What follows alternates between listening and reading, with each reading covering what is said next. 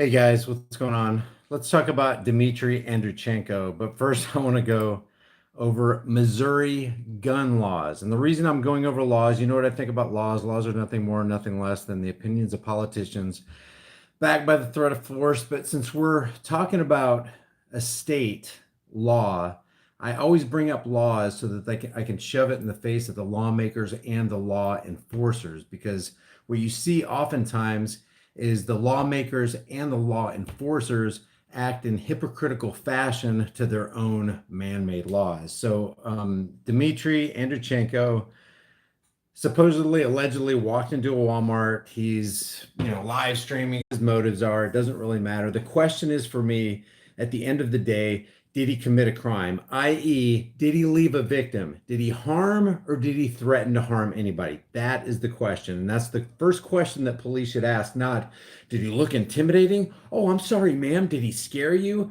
That's not the issue. You can scare people. You see First and Second Amendment auditors walking around all the time with firearms. And, granted, some people may be trying to incite a reaction so that they can get views on their channel, whatever their motives are. The question is, are they engaged in a criminal activity? And I'm not even going to say a lawful activity, but at this point, it looks like Dmitry Andreychenko was acting lawfully in the state of Missouri. And here's why I say that. If you look on the Missouri website, it says, and hopefully you can see this. Snap Turtle just uploaded something. Okay, Missouri became a constitutional carry state in January of 2017. No permit is required to open or conceal carry a firearm, but the state is still issues permits on a shall issue basis. It's like if you're in a state that you don't have to have where you don't have to have, you don't have to register, you don't have to get a license. Why would you get a license? That doesn't make any sense. Issues permit shall issue basis. Oh, for reciprocity with other states. So this is a constitutional carry state. There's no requirement to register firearms or obtain a purchase permit. And some specifically trained schools employees are allowed to carry firearms on school grounds. Permits are issued at the local level. But the bottom line is it's a constitutional carry state. And one more thing I want to look at in regard to Missouri law is their actual state constitution. This is state constitutional provision, Article 1, Section 23, that the right of every citizen, can you guys see that? Let me see if I can zoom in. That the right of every citizen to keep and bear arms, ammunition, and accessories typical to the normal function of such firearms in defense of his home, person, family, and property, or when lawfully summoned to the aid of the civil power shall not be questioned. The rights guaranteed by this section shall be unalienable. Any restriction on these rights shall be subject to strict scrutiny. Any restriction on these rights shall be subject to strict scrutiny, and the state of Missouri shall be obliged to uphold these rights and shall under no circumstances decline to protect against their infringement. I mean, if you're going to have a state constitution, that is the state constitution to have. Now, I was confused by this article when it first came out in USA Today, because what they were describing was not a guy who walked into Walmart committing a crime. He walked in with a long rifle. He walked in with what they called body armor. I saw. We'll look at the video. It doesn't look like body. It does look like a tactical vest, but it doesn't look like body armor to me. And if it was body armor, so what? Cops walk in with body armor all the time. And I understand what just happened, or what allegedly happened in Ohio and El Paso, has people on edge. They have this propaganda, mainstream media brainwashing going through their heads, and people are freaking out. I have to admit, if I was in a Walmart and somebody walked in looking like this guy, I would be, I got my firearm on, I'm on high alert. I'm not freaking out, but I'm on high alert. It would cause me to go, wow, that's something you just don't see every day. And there's this desensitization where you can, it's the old metaphor of boiling the frog slowly. You turn up the heat just a little bit. You don't boil them right away. You just make the water a little bit lukewarm, and it gets warmer and warmer, and all of a sudden, you're boiling, the frog's boiling and he doesn't even know it. So there's this acclimation process. We're all acclimated to the fact that cops walk into Walmart or grocery stores or malls with body armor on all the time. Cops probably have more rounds, more than 100 rounds of ammunition. We're okay with cops doing it. Cops are just individuals. So you got this, there's this mentality. And given this guy the benefit of the doubt, I do not know what his motive was for walking into the Walmart looking, looking intimidating or however mainstream media says. The bottom line is, though, did he commit a crime? Did he wield his gun in a threatening manner? I'm not hearing any reports of that. But let's look at this just real quick. This is the initial article I read from USA Today. Police say a man was arrested Thursday after he showed up at a Springfield Walmart with a loaded rifle and a bulletproof vest. Lieutenant Mike Lucas with the Springfield Police Department said the incident occurred about 4:10 p.m. at the Walmart Neighborhood Market in West Republic Road. Lucas said the man showed up to the business with body armor and military style clothing, then walked inside carrying a tactical rifle and another gun. As shoppers were panicking and fleeing the store, we're going to find out why those shoppers were panicking and fleeing the store in a second. Lucas said the man was taking video on his phone and making comments to people while pushing a shopping cart. All right, no crime has been committed yet. Okay. Lucas said the suspect then walked out of the store where an off-duty firefighter held the suspect at gunpoint until police arrived moments later. Now, on one side of it, I could see people going, would you hold a guy who didn't commit a crime at gunpoint for? On the other side of it, you can say, well, I can kind of understand why he did this because, the guy's thinking, being as immersed in mainstream media as a lot of the public is, I can see why the guy would do that because he's thinking, "Wow, I want to try to stop." Thanks, Mel Gibson gave me a super chat. Thanks, Mel Gibson. Don't read Siege. I'm not sure what you're saying. I'll read all the super chats at the end, guys. I really appreciate that, Mel Gibson. On the other end of it, people who are immersed in the propaganda of mainstream media, I can see why they would freak out. So you got to kind of cut some people some slack and understand why certain actions were made. Because who wants to be a victim in a mass shooting? Nobody does. So I understand the freak out aspect of this. To say that you don't understand that is kind of it's kind of detaching yourself from humanity, and I don't think that's beneficial for anybody. We can massage out the details as we go, but Lucas said the suspect then walked out of the store where an off-duty firefighter held the suspect at gunpoint until police arrived. Moments later, the suspect, a 20-year-old white man, they didn't have his name at this point, was arrested, but Lucas said police are still working to determine his motives and whether he intended to shoot anyone. Lucas said the man had more than 100 rounds of ammo. Quote, his intent obviously was to cause chaos here, and he did that. His intent obviously was to cause. This is Lucas, the supervisor of the Springfield. Was he super? Yeah, Lieutenant Mike Lucas from the Springfield Police Department. His intent obviously was to cause chaos here. How can you read motive like that? First of all, this is a state agent, a state employee, a government employee who's an order follower. You can't make a determination like that. Why didn't you just say, you know what, we're investigating this. I really don't have any comment at this time. People freaked. I can tell you what happened. I can't ascribe motive. He's basically ascribing motive. His intent obviously was to cause chaos here, and he did that. End quote. Motives now? What's going on there? So let's go over some clips and watch how mainstream media frames this. Let's see, I got this. It was all over Twitter. As a matter of fact, I think it's still trending on Twitter. Look, 65.4 thousand tweets. It's trending pretty high, actually. All right, so let's watch this guy, see what he says. There's been another terrifying incident at a Walmart in the wake of the El Paso mass shooting. This time it happened at a store in Springfield, Missouri, about 165 miles south of Kansas City. Police say a man armed with a rifle and another. Did you hear they said it happened? What happened? Listen how I didn't catch that the first time I watched this. Terrifying incident at a Walmart in the wake of the El Paso mass shooting. There's been another terrifying incident A terrifying incident happened at a Springfield Walmart. There was nothing terrifying happened, guys. Missouri, about 165. A man with a gun, a man with a long rifle and 100 rounds of ammo and what may look like to people as body armor is not a terrifying incident, but they're trying to paint this out that it's a terrifying incident. Miles south of Kansas City. Police say a man armed with a rifle and another gun walked into the store yesterday carrying more than 100 rounds of ammunition. More now from Tom Hansen. Springfield, Missouri police say they arrested an armed man after he walked into a Walmart store dressed in body armor and military stuff. Okay, now I'll show you the video of this guy walking. It does look like a tactical vest where he's got, things hanging off there, maybe extra pouches for rounds of ammunition.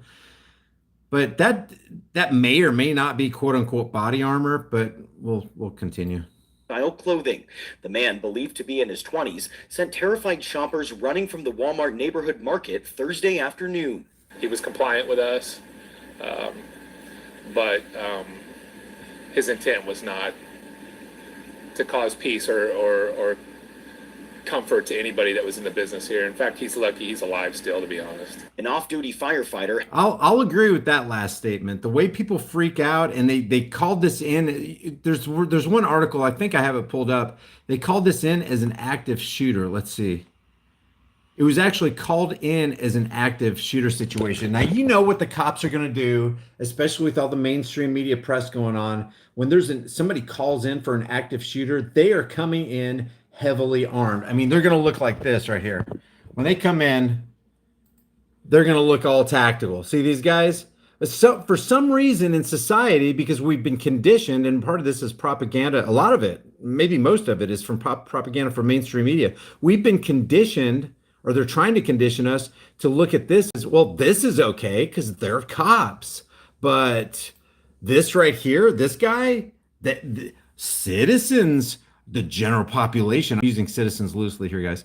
Citizens can't dress like this, but cops can. This is okay, but this is not okay. It's kind of like, it's ringing the bell. It's classical conditioning. Look, this is okay. Repeat after me. This is okay. This is not okay. Okay, not okay. This is don't look at this thing in any other light than what we know to be true. We know that the CIA infiltrated mainstream media back in the 1970s with Operation Mockingbird. We know what the goal and the agenda of mainstream media is to distract, deceive, and divide, and to profit off the sheeple. And that's the exact same MO for the government. They want to distract, deceive, and divide us. And the end goal is to take power away from the population, to take power and wealth. It's a power and wealth transfer. Take power and wealth away from the people because we need gullible victim subjects for our kingdom, and transfer that power to the political parasites. Because you can trust the political parasites. Hey, we're from the government and we're just here to help. That's why we make all these laws. It's to help us. It's not to increase the transgenerational debt slavery. It's not to start wars. It's not to please the banking cartel. We're just here, we the government. It's not to support Israel. We politicians are here for you.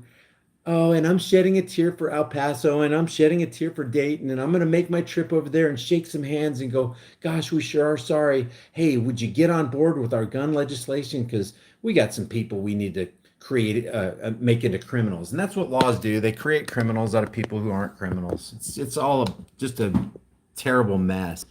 Okay, so the armed man who walked into Walmart store dressed in body armor and fatigues was detained at gunpoint by an off-duty officer. Is lucky he's still alive, and I agree with that statement. He is lucky to be alive. There's wisdom in dealing with a firearm, understanding your surroundings, understanding the climate in which we live. After a mass shooting, it's probably not a good idea because people will freak out and they will call the cops on you, and cops are trigger happy, and it could cost you your life because you're out there to try to make a point. I'm not downing the guy for doing things the way he did. I personally wouldn't do it because it doesn't seem like the wisest thing to do in the climate that we find ourselves in. Do you guys know what I'm saying? It's not a condemnation of the guy's actions. It's just a kind of, thanks, liberty, not democracy. I'll get to the super chats in a minute. And I'm going to try to keep this video short, guys. I'm not going to go for an hour like I did last time. But I do want to. There's a psychological operation going on here, and we need to be aware of that. And the psychological operation is it's okay for cops to dress like this. It's okay for law enforcement to have tactical vests on or body armor. It's okay for them to have their long rifles out. It's okay for them to look all militarized in our streets. And it's okay for after we have one of these quote unquote alleged mass shootings, they swarm the streets. There's cars everywhere, guys. There's thousands, hundreds and thousands of employees, government officials, FBI agents, DEA's there, ATF is there, state agencies, other agencies around to try to give aid, and then they're calling for, hey, we may need federal aid here, and there's just tons of employees, just tons of taxpayer resources being wasted because one guy opened fire on a crowd when it could have been taken care of by Barney and Andy from Mayberry RFD. There's no need to have this show of force, but the reason they do that is because it's psychological. You have to understand that the government wants you to look at them as the savior. Hey, we'll come in and save you. Don't worry. We're going to secure this. And then you hear words on mainstream media like, the corner of 5th and 7th is on lockdown. All businesses are on lockdown. Schools on lockdown. Don't worry, the government's on the case. They're here to protect you. You can trust us. We're here to help. This is all a psychological operation to show you that, hey, the peasantry can't wear body armor. The peasantry can't walk into Walmart with long rifles. The peasantry can't be caught with 100 rounds of ammunition, but these guys can. These human beings can't, but this super class can. That's exactly the message that's being conveyed. Of course, they're not going to say that, but that is exactly the message that's being conveyed. So let's just watch a couple more of these news articles right here. I think no, we didn't finish this one. Held a suspect whose name has not been released until police arrived and took him into custody. Authorities are looking into the motive, and they are asking for witnesses to come forward. Tom Hansen, CBS. Don't you love how we're conditioned? Authorities, officials. What? You mean other human beings? Hey, don't worry. We are the authority. Hey, here's another one. And armed with a rifle and over 100 rounds of ammunition arrested at a Walmart in Missouri. It was quite the scene. Police say a young white male appearing to be in his 20s was walking around the Walmart in body armor and military fatigues. Police say the man also had tactical weapons. There were no shots fired and no one was injured. An off-duty firefighter who was at the Walmart and he didn't just have here's a video that he didn't just have regular weapons. He had tactical weapons. Oh my God. Had a gun, was able to detain the man as he tried to exit through an emergency door. His intent. Okay. As he at the Walmart. Okay, now I'm gonna play this again as he's walking down the hill, but and let me mute this. Now watch him as he's walking down here. He's just a regular guy. I mean, he's wearing nothing different than you see cops who arrive on the scene after a mass shooting or whatever. And it's for some reason we take comfort when cops are wearing this same type of gear, but when another guy is wearing something for his own person, let's give the guy a benefit of the doubt. Let's say he goes into Walmart and he's seen what happened in El Paso. He saw what happened in Dayton. He's very familiar with what's being broadcast on mainstream media, and he goes, you know what? I need to buy some bread and some milk, and I'll be damned if I'm going to be a victim. I'm going to put on, let's just say it is body armor. I'm putting on body armor, give myself the best chance for survival, protect the old ticker here. I'm going to grab 100 rounds of ammo, my long rifle. I got a couple guns on me. I'll be damned if I'm going to be a victim. And if somebody walks in that Walmart, I'll be the safest. If I'm in aisle 3, that's the safest aisle in that entire store. People can hide behind me, and I'm going to go over there. I'm going to be a protector. I'll protect people from anything that might go down. What if that's his mentality? How could you even possibly think that's a wrong mentality? As a matter of fact, if you think about it, this is the mentality. People look at this guy. I mean, look at him. People, they want you to look at this guy and go, look at the lunatic. Who the hell would go into a Walmart dressed like that? Don't you know you're going to scare people? Hey, Andy, bring Barney up here. Make sure he's got his bullet in his pocket because we got a situation here.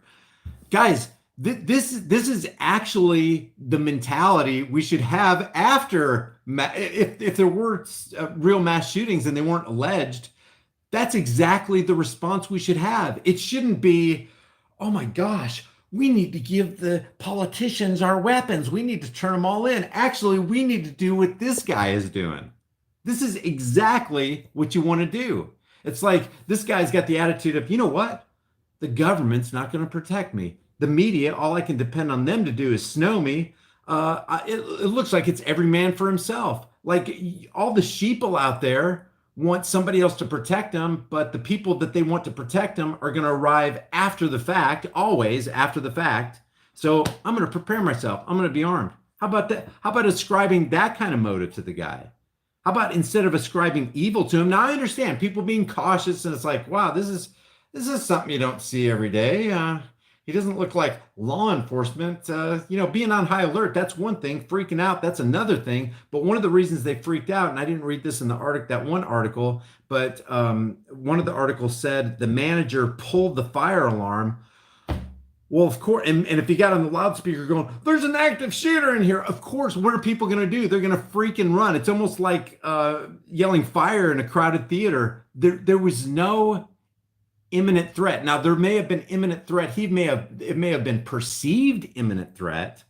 The guy may have perceived that this guy was going to do somebody harm. And, you kind of can't fault him for that. But on the other end of the spectrum, we need to man up. We need to do what this guy's done. And prepare yourself. It's better to be. What is that saying? The saying is, chance favors the prepared mind. Yeah, life will be kind to you when you are a prepared individual. Prepare yourself in issues of self-defense. Prepare yourself in firearms training. Prepare yourself for that situation where if it ever did go down, you give yourself an edge to walk away, you and your family, alive from that situation. Absolute 100% protection, and you're not relying on somebody else to come and save you, because guess what? That's a fiction. They ain't coming. There's no help on the way. All supply lines have been cut.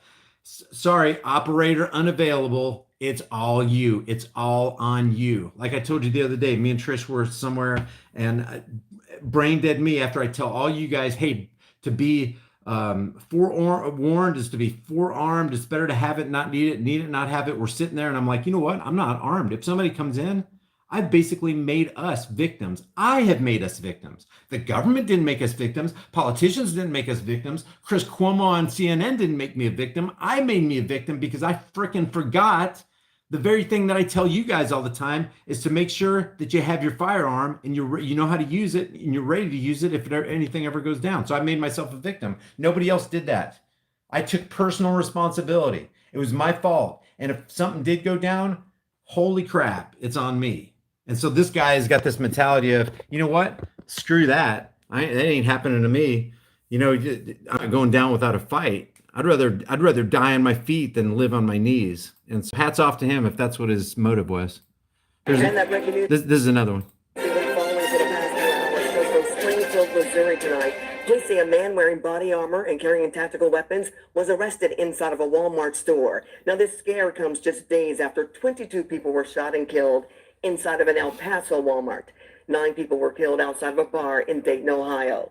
As you can imagine, folks are... Oh, look at this guy. Look at the tactical gear here. certainly more aware... This is okay. Nobody's freaking out about this guy. ...now of their surroundings since then. And in this case tonight, it may... Got an MRAP out there. ...prevented another tragedy from happening. Witnesses at this Missouri store said the man was recording himself, and that caught the attention of an employee who then pulled the fire alarm to evacuate the entire store. Okay, did you hear that? The employee pulled the fire alarm. People freak out. Oh my God, active shooter. Calls go into 911. Cops swarm on the scene. They got all their tactical gear on. Everybody's adrenaline is going. It could have been a totally bad situation for this guy. That suspect used an emergency exit, but a former... Look at all these police cars around. 1, 2, 3, 4, 5, just in this camera view right here. Firefighter spotted him and held him there at gunpoint until police got there on the scene. Now, police say the man had loaded weapons and over 100 rounds of ammunition. He certainly had the capability and the potential to harm people. And then obviously what's happened in Texas and Dayton and all that kind of stuff in the last 7 days, that's on everybody's minds. Thankfully, no shots were fired, and the suspect is now in custody. We are still waiting to find out his name. Yeah, and one of the reasons is on everybody's minds. Oh, I don't know. It probably doesn't have anything to do with 24/7 news cycle, just pumping that into our brains just night and day. Oh, did you hear about the mass shooting? It was a horrible mass shooting. Look how many people died. Look how many rounds were fired. Look at all these crazy people, these white supremacists. So I'm gonna open up a window for the super chats, and I'll read some super chats real quick. You guys got any comments? Everybody having a good day here? Audits work. Yeah. There's First Amendment. There you got. I don't know if San Joaquin Valley Transparency's in the house, but he does First Amendment audits all the time. You know, nothing wrong with that, guys. We have rights. We have a First Amendment and a Second Amendment right, and even if we don't, we're human beings. We can walk around with cameras and we can walk around with guns. There's nothing wrong with that.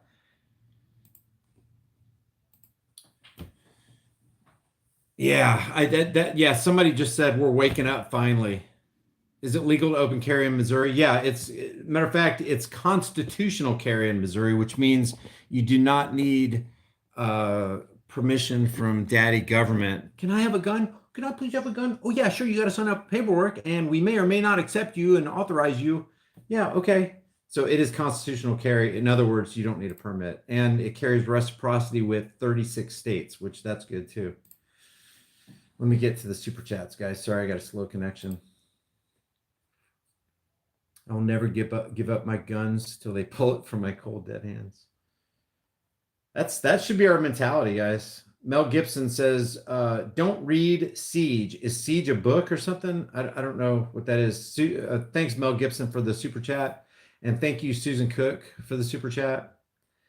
And Loki Lysmith says, "Did you see the wimps running scared from a backfire in Times Square? Those Yankee wimps are why the Electoral College is so important."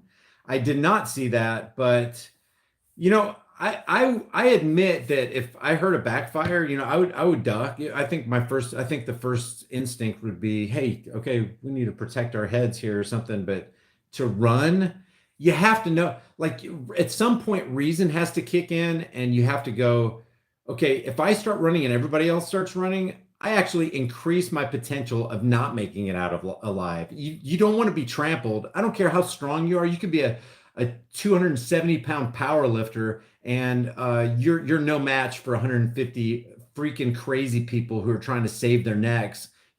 Somebody's gonna be trampled. It's gonna be a bad situation. And the smaller you are, the more likely you are to be trampled. So thanks, Loki, for the super chat. RB, thanks for the super chat. Liberty, not democracy. Thank you for the super chat. It says, Brian, you should do a video on this status of the officer that murdered Daniel Shaver. He is set for life. It's frustrating. I actually covered the Daniel Shaver incident in about 3 videos, but yeah, you're talking about Philip Mitch Brailsford. Maybe I'll just talk about it right now. The guy has, and liberty, not democracy, correct me if I'm wrong, but I see the thumbs up there, Loki. Thank you.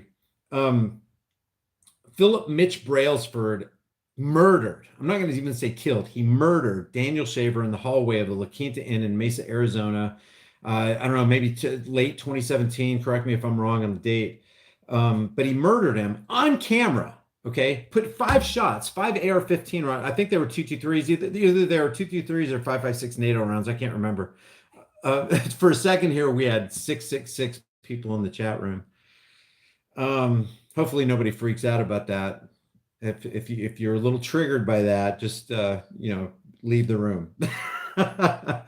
No, so he shoots him 5 times. I mean, doesn't just shoot him once, not a warning shot. Daniel Shaver is wearing clearly a short sleeve shirt and like basketball shorts, and not Brailsford wasn't barking out the commands. As a matter of fact, you know what? I'll bring it up. If you guys aren't familiar with this, oh shoot. Yeah, hang tight. I'm going to pull that up because I think this is very, very important. Subscribe. Thanks, Jay Connor. Okay. Shooting.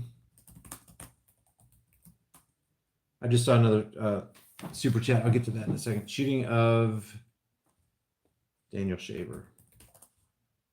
Yeah, if I was prepared for this, I would have pulled it up, but Let's see if CNN's got it. Let's see. The following contains graphic content. Yeah, this is so sad, guys, because they found out later that Daniel Shaver was slightly inebriated. What the background was is Daniel Shaver's a pest control guy, and one of the tools in his arsenal to combat pests is a rifle. It's like a pellet gun, and to shoot rats or small little rodents and things like that. So he's at this La Quinta Inn in Mesa, Arizona, and he's got some guests in his room, and I guess they were drinking, and he was near an open window, and he was showing these people his gun. Well, the people in the pool, the La Quinta Inn pool, looked up and saw this gun, and they freaked out, and they called 911. Mesa Police Department comes. They swarm the scene. They go up to the floor that this guy's on, and that's where we're at right here. I haven't seen this CNN video, but let's see if they show anything. Police body camera footage of this police shooting shows Daniel Shaver's last moments. Police were responding to reports of a man pointing a rifle out of a hotel room window. Okay, the guy barking out orders is not Philip Brailsford, the guy who ends up shooting him. This body cam footage right here of this AR-15 pointed at Daniel Shaver, this is Philip Brailsford, and this is the guy who shot him. But the guy barking out the commands is not the guy with the body cam. You do that again, we're shooting you. Do you understand? Do not shoot me. Baggage. That is a ridiculous. You do what again? You lose your balance again, and we're shooting you. I don't know what you guys. I don't even know what I would do, but I would be. The adrenaline would be going through me so hard, and my heart would be pumping so much. I'd be like, "Oh my God!" My first thing I would think of is they're going to kill me, and what's my family going to do? It's not even so much about me; it's about people who depend on me. Daniel Shaver, I think, had a kid who depended on him. I think he was divorced, but he's got somebody. If not that, maybe he has elderly parents, or he just. Even if people don't depend on him, people love him. They don't want him to die. You do that again, and we're going to shoot you? What is that? What is that? That's the height of authoritarianism, man. You did not have to say that, you schmuck. For his life. And listen to my instructions. I'm trying to do what you don't talk, listen. Hands straight up in the air. Do not put your hands down for any reason. You think you're going to fall, you better fall on your face. Your hands go back in the small of your back or down. We are going to shoot you. Do you understand me? Yes, sir. An officer then orders Shaver to crawl toward him. Shaver complies, but then moves his right hand behind him despite the warning. Okay, I'm not going to show the rest of this because last time I did that, they took my video down and they gave me a strike. But you can see the position that not Brailsford, but Daniel Shaver's in. I don't know if you can see his arm is going back, and apparently he was just trying to, like the cops told him put his hands up in the air. If you take him down for any reason, we're going to shoot you. Cross your legs and then crawl toward me. How are you going to crawl towards somebody with your hands up in the air? And you first of all, it'd be hard to obey those rapid fire commands as a sober person, but come to find out he had a blood alcohol level that made him slightly inebriated. So it's going to be that much more difficult for him to obey these commands. So like less than a second after this frame right here, I can't show it, guys. I would love to show it because I want to out these guys, but if I show it, it's just not worth it. So he shoots and kills. He murders Daniel Shaver on the spot, on camera. If you or I did the exact same action that Philip Mitch Brailsford did, we would be in jail for life. But not only is Mitch Brailsford not in jail, he's going to get, and correct me if I'm wrong in the chat, but what I read was he's going to get his police pension of $2,500 a month. I don't even know what to say about that. Philip Brailsford was literally rewarded by the Mesa, Arizona Police Department for murdering a guy on camera. He was acquitted. He was acquitted by the judge. That shows you that they're all in league together. This is an us against them thing, and they made it that way. I don't want it to be that way, but that's how it is. And it's absolutely, somebody said it's shocking. It's absolutely shocking. And this is not an isolated case. And you can't chalk this up to, that's a classic case of racism. Obviously, Mitch Brailsford was white and Daniel Shaver was white. It's not about, guys, when you have a black officer shoot a white guy or a white officer shoot a black guy, it's not the issue is not racism, it's authoritarianism, it's statism. And like I said in the video the other day, you got these people going, "Oh, we got a white supremacy problem. We got a white." I'm gonna go outside. It was raining here in Oklahoma. I'm gonna get some nice humid Oklahoma air here.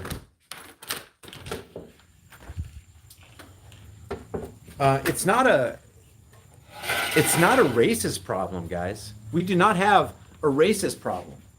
We don't have a white supremacist problem. We don't have a black supremacist problem. You know what our problem is?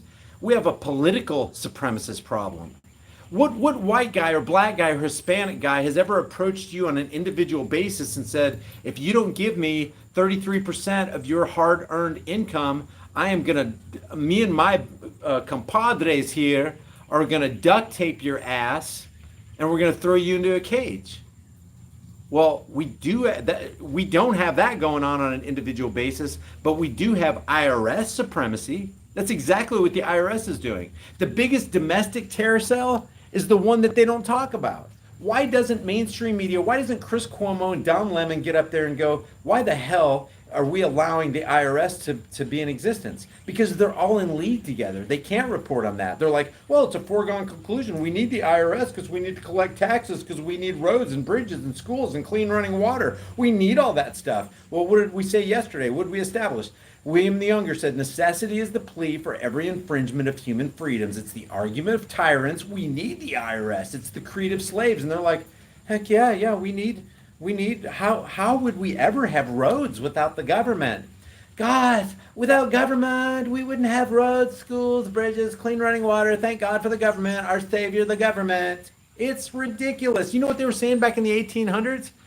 People are like, you know what? Slavery is wrong. We don't need to make people slaves. They're people just like us, just because their skin's a different color. We don't need slaves. And you know what the response was? Well, without the slaves, how are we going to pick the cotton? Guess what? They ended slavery and the cotton got picked. Actually, they didn't end the slavery because you and I are slaves. It just took a different form. Now we're slaves to the Zionist international banking cartel. And that's another thing. What about Zionist supremacy? What about Jewish supremacy? What about Israeli supremacy? Why isn't anybody talking about that?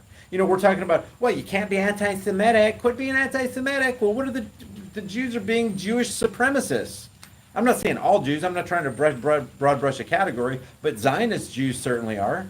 There is something literally in existence, Zionist supremacy. If you don't believe it, find out who owns Washington's District of Criminals, who owns the Senate House, who owns the senators, who owns the congressmen, who's got the presidents in their back pocket. The Zionist international banking cartel. How do we know? I showed you the clip from Alan Greenspan, the former Federal Reserve chairman. They go, what should, the 2020 guy goes, what should the relationship be between a president of the United States and a Federal Reserve chairman? And Alan Greenspan said, and I'm going to just loosely paraphrase this because I don't have it memorized, but he says, well, you know what? As long as the Congress or, as long as nobody in government tries to tell us what to do, frankly, the relationship doesn't even matter. And he literally said it doesn't matter what the executive branch does. It doesn't matter what the legislative branch does. It doesn't even matter what the judiciary does. As long as what they say doesn't go against what we're doing, we're fine with it. But as soon as they're trying to tell us what to do, hey, sorry, who's in the driver's seat? The Federal Reserve. So we have a Federal Reserve conspiracy and supremacy. But everybody's wanting to talk about racism. We got to do away with racism. Yeah, like government.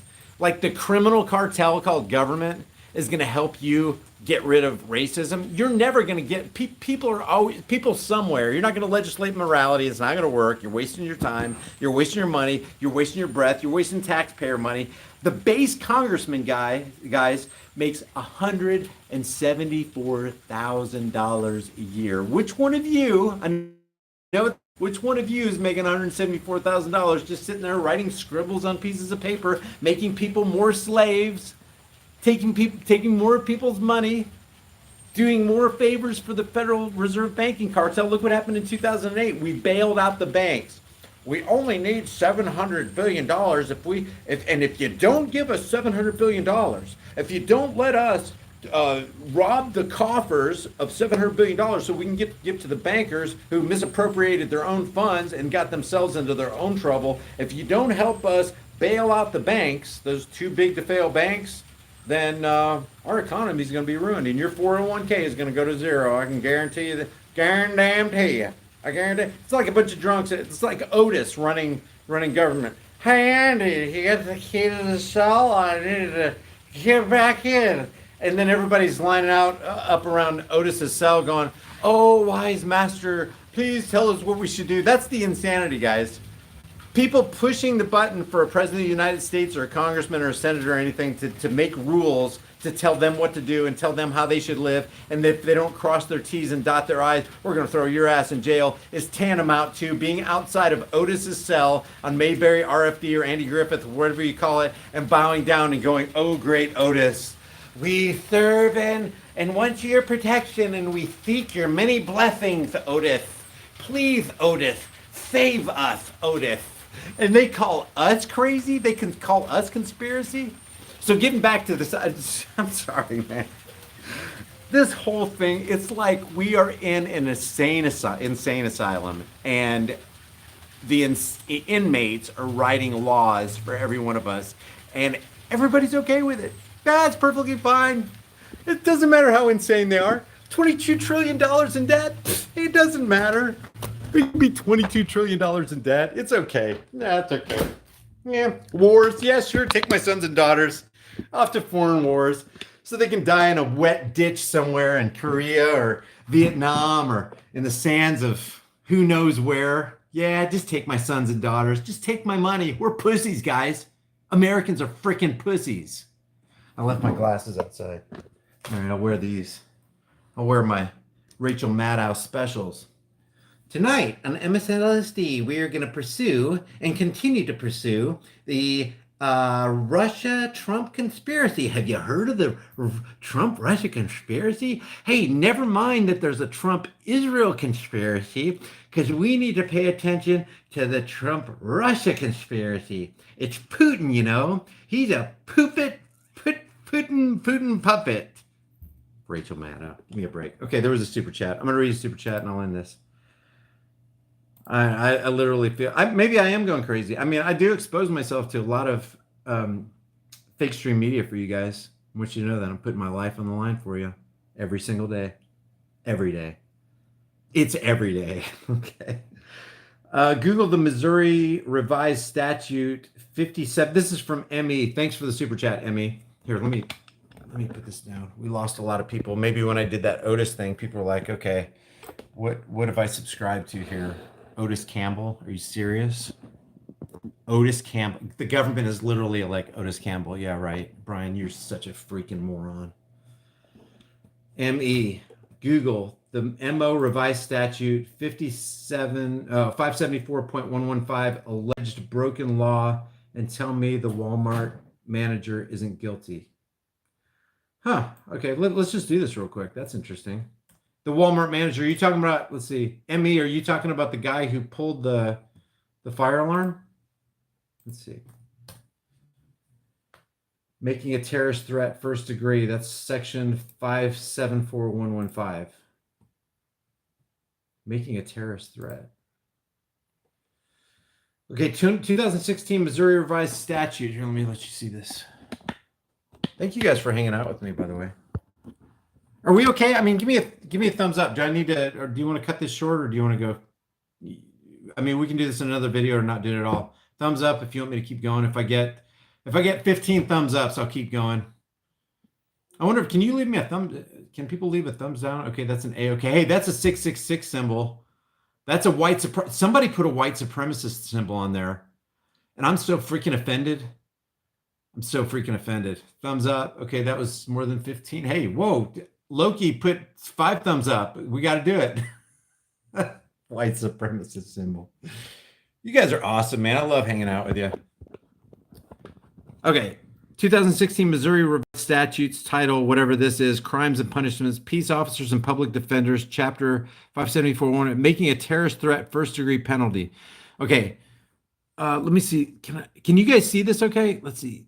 I got to, if I center this, A person commits the offense of making a terrorist threat in the first degree of such person with the purpose of frightening 10 or more people or causing the evacuation, quarantine, or closure of any portion of a building, inhabitable structure, place of assembly, or facility of transportation knowingly, number one, communicates an expression or implied threat to cause an incident or condition involving danger to life, communicates a false report of an incident or condition involving danger or life, causes a false belief or fear that an incident has occurred or that a condition exists involving danger of life. The offense of making a terrorist threat in the first degree is a Class D felony. No offense is committed. Yeah, you know what? Actually, under the letter of the law, because I understand, you also got to understand the spirit of what the guy did. He pulled the fire alarm thinking that there's going to be a mass shooting and he wanted to save people. So I understand the spirit of this law, he definitely broke. Now, I use laws loosely because, come on, seriously. If somebody, doesn't it go without saying that if you yell fire in a crowded theater, people are going to freak out and people are going to get hurt? That would be a criminal activity. Yelling fire in a crowded theater is a criminal activity, okay? Because there's a major threat to the harm of other individuals. That's what makes it criminal. Now, this person right here, I would give him slack because I would think, I don't think they should put this guy in jail for this, because I'm not for this state function kind of thing. And I don't even think in a society where, you got together and you had a DRO, like a dispute resolution organization, like I don't know if anybody knows about dispute resolution organizations, but people are like, well, without government, how would you order society? How would criminals be punished? What kind of sentences would you exact upon them? Well, that would be the first thing you have to do to attain freedom is decentralized. You cannot have a centralized authority like we have in Washington, D.C. That goes without saying. Anybody with common sense would understand that you have to decentralize and become smaller groups of people who don't rely on a centralized authority, because centralization is what really, that's why we have the Federal Reserve right now. We had, because of centralization, because the people were so far removed from this government that was supposed to help them. You have a scenario where a whole group of people, the politicians become insulated by all this distance. They're in Washington, you're in Florida, or you're in California, or you're in Wisconsin, and they kind of do their thing up there. Most people that you meet on the street don't understand what's going on in politics, and they don't really care. They're kind of busy with 2 or 3 jobs trying to make ends meet and put food on the table and taking care of their kids. It's really pretty much all they can do with the scenario we've got. We have a dishonest money system where if you're holding dollars, the hidden tax called inflation is, the way I like to explain it is, when you go to work or whatever you do for your money, whatever you do to create wealth, you're creating wealth so that you can save it somewhere. That's what currency is for. It becomes a container for your time and your laboring energies. The problem with the fiat currency, as opposed to silver holds its value. Gold holds its value. The reason you see fluctuation in prices is because you see a weakening or strengthening of the dollar, depending on geopolitical things that are going on the landscape. But when you put your time and laboring energies into fiat currency, then you've got a hidden tax called inflation. So that currency, that fiat currency, the reason I call it fiat is because fiat is a declaration. It's like, this is $1 because I said it's $1. This is $5 because I said it's $5. This is $20 because the government says it's $20. That's what fiat means. It's value by edict. It's by fiat. Okay, so that's why we call it fiat currency. But fiat currency leaks. So this container is dripping. You just put it on your mattress, put it in the bank or whatever. It's losing value and you're not doing anything. You know what that losing value is? That's the international banking cartel stealing the product of your time and laboring energies. You worked for this fiat currency and put it into this banknote, which is really a note of debt. And they're siphoning your time and laboring energies and stuffing it into their pocket. So that thing that you earned becomes less and less and less valuable. And that's why it's called fiat currency, because it's just currency. It's by edict. It's all a construct of the mind. And it's not sound money. It's actually dishonest money. And you can see the dishonesty in the leakage caused by the hidden tax called inflation. So you got to understand that's how the entire thing goes. And now we got mainstream media protecting and insulating the Federal Reserve banking cartel, and you've got the government insulating and protecting the International Federal Reserve banking cartel, and then they send you off on all these red herrings of it's racism, it's white supremacy, we got too many guns in this nation, there are people half cocked, you need to protect yourself, and the best way to protect yourself is by giving away your rights.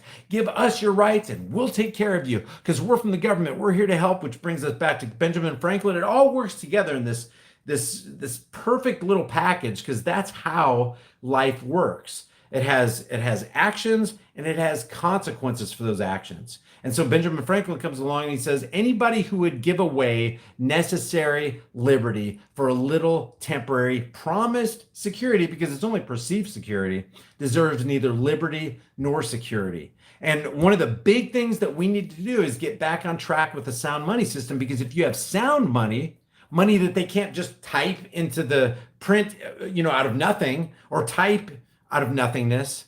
See, that's why we get into wars. That's how we can fund wars. That's why Charles de Gaulle freaked out in France when he saw the Vietnam War escalating and escalating and escalating. And he's like, wait a second, all the nations gave you our gold during the Bretton Woods Accord, and you put your rubber stamp of approval on it that it's going to be fixed at $35 an hour, and you're funding this war in Vietnam. How the hell are you able to afford these billions and billions of dollars you're pumping into it? Send the boats across the Atlantic and load it up with all that fiat currency we got from America and get our gold back. They get the gold back. People are freaking out, and then Nixon shows up on screen before a national audience on August 15th, 1971, and he says, we gotta protect the dollar against the speculators. Well, guess what he's really doing? We gotta find somehow we gotta get out of the Bretton Woods Accord, and we gotta strike some kind of other deal, because we can't let people know that we actually don't have their gold anymore because we're spending it on all these foreign wars. That's why I don't disagree at all with what God, why can I never remember her name? The Hawaiian chick who's running for president, who's got the streak in her hair, Tulsi Gabbard. That's why I'm not against Tulsi Gabbard when she says we need to get rid of our foreign entanglements. I'm not against her on that, but she's a CFR member, or at least a former CFR member, and she's out to lunch because she's all part of the problem, and she's part of a criminal organization called the DNC. She's aligned herself with it. I didn't do that. You just call out the truth and talk about it the way it's supposed to be talked about. So, okay, guys, I rambled on. It's 52 minutes. So back to the Missouri shooter, okay? Keep your eyes open, because this is a psychological operation to show you that you can't carry long rifles. Hopefully they don't try to revise the Missouri Constitution because of this thing. But the deal is they're trying to put into your minds that you're the servants, you're the slaves, we are the people in power, we tell you what to do. Our people can have Kevlar vests and ironclad bulletproof vests and long rifles and military stuff, and we can all go in there. But, for you peasants, you can't do that. No, we don't accept that. That freaks people out. Don't do that. Don't do that. He didn't commit a crime. He's been apprehended. It'll be MRAPs. It'll be interesting to see what happens here. Okay, a couple super chats came in. I'm gonna hit those and then we'll close it out. If another super chat comes in before I close it out, I'll deal with that. But let me just deal with these. RB said, would you ever grow your own food? Will you promote sustainability? I have grown my own food. I'm just in a situation right now where I guess I could grow a little garden right now. I honestly have not made any time for it. It's not that I don't have the time. I just haven't made time for it. Growing your own food and getting, what are those called? Heirloom seeds instead of getting those Monsanto seeds. I totally endorse that. Good question, RB. But yeah, I would promote sustainability. That's why I like this thing. I'm going to start promoting this power bank. I've been testing it out. I test everything out before I mention it to you guys. But this power bank that you see advertised everywhere, this is the stuff, man. Like if you're out, I'm not trying to promote it right now, but that's why I promote that flashlight. You never need batteries. You just put it out in the sun for a couple hours, and if you got a dead cell phone and you're out in the desert or you're out somewhere hiking or something like that, you can charge it up. So it's just that kind of sustainability, growing your own food, doing organic stuff. That's definitely where it's at.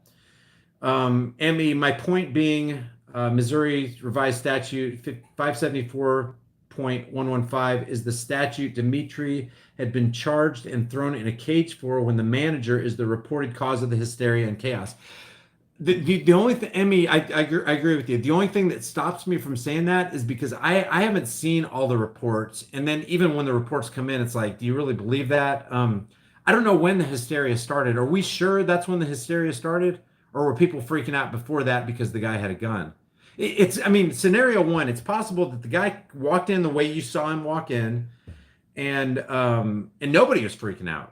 It's entirely also possible that he walked in, and because of what mainstream media has been training us and conditioning us to respond, how they've been training us and conditioning us to respond, that they did freak out. And scenario three is nobody was freaking out until the guy pulled the fire thing. So if it's true that the hysteria and chaos started when the manager or employee or whoever pulled that fire alarm did that, yeah, he would be guilty. And I'm using that loosely because this is, of course, a state law, but he would be guilty of that 574.115. Did that answer your question, Emmy? Or did I address that properly, actually, is the question? Oh, you were the Earthly Springfield? You were there? All right. Now my curiosity is piqued. You were Earthly Springfield. You were there? Can you tell us what happened? Hey guys, stop chatting and let Earthly Springfield tell us what happened. If the guy was an auditor. Okay, the guy was what? A Second Amendment auditor, Earthly Springfield?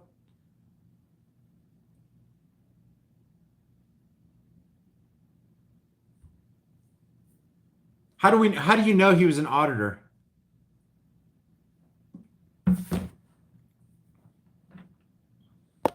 What did I miss? How do you know, Earthly Springfield, that he was an auditor? Thank you guys for doing that. Government and religion are managing our beliefs. That's true. The whole thing was a psyop. The film will be coming out soon. He was yelling it when he was being cuffed. Hopefully this guy will actually just keep quiet while he's in custody. That's the best thing you can do, is not talk to a cop. They'll do everything they can to try to incriminate you. The mag was empty? Okay, so Earthly Springfield, he was walking around. It wasn't chambered, and his mag was empty? And also, you got to tell us how you know this stuff. Were you with him? None in the chamber, nothing in the magazine. Is it true that he had 100 rounds like they're saying on the news? This is interesting, guys. Thanks for hanging out, guys. This is very interesting. I'm actually talking to Earthly Springfield. I was with my wife getting food. Okay, how close were you to him? Yeah, what are you answering yes to? Yes, drum mag. He had a drum mag with 100. Thanks, Six Semper.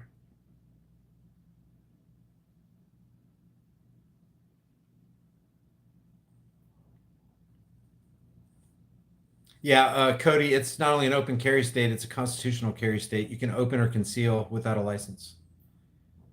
You had a G45 on you? But how close were you to this guy? I'm taking it you don't know the guy, right? But you were there at the time this was all going down? Dude, you know what? You know what we should do? Hey, Earthly, can you do a Skype?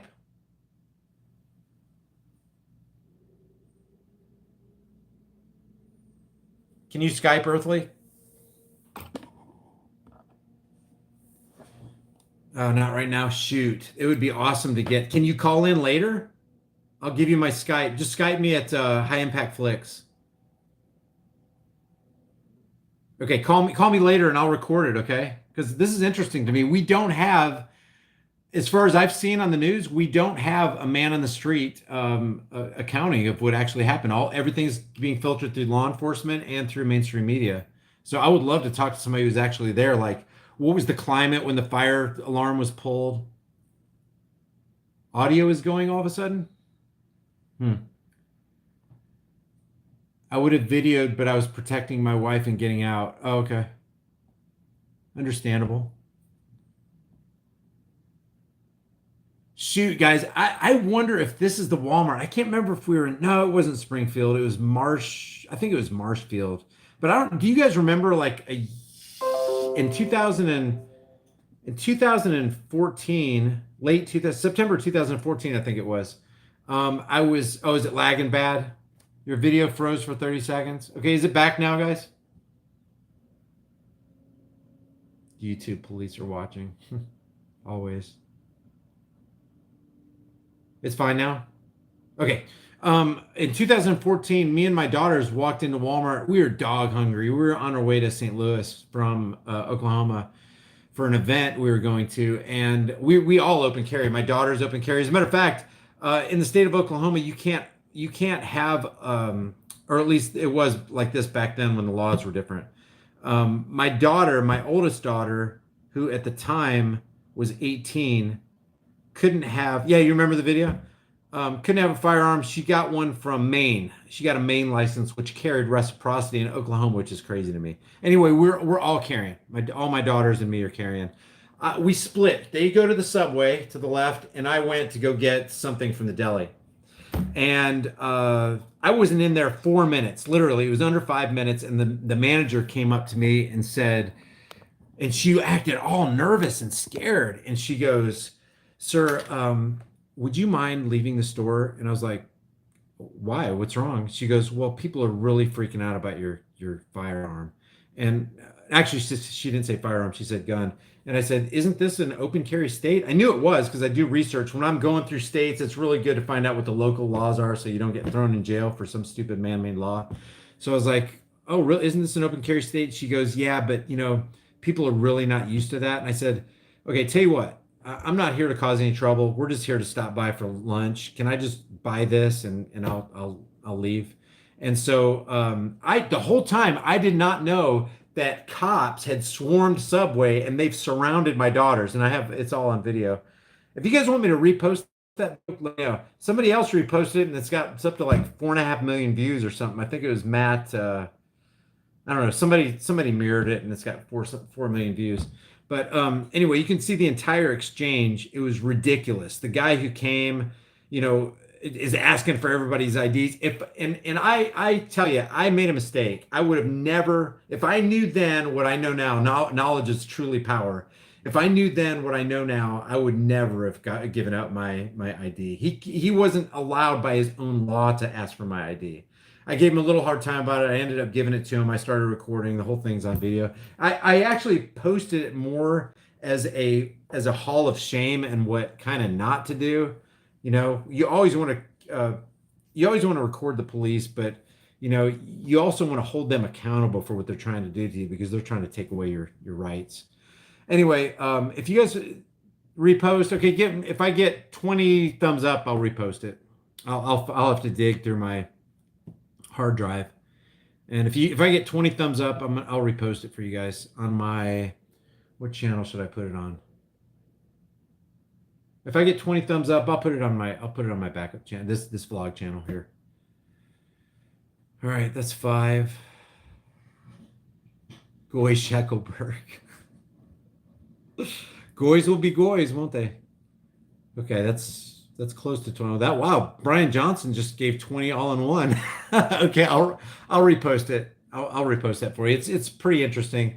Don't give me too many thumbs down for bowing to the authority. Okay, I'm at 1 hour and 3. Guys, I appreciate you hanging out. Thanks for all the super chats. I really appreciate you supporting the channel. People were asking about this shirt. This is the Kill Twitter Bird shirt. Sorry, it's raining outside. I got it wet. But that's what needs to happen to social media. We just need to put a dagger through it.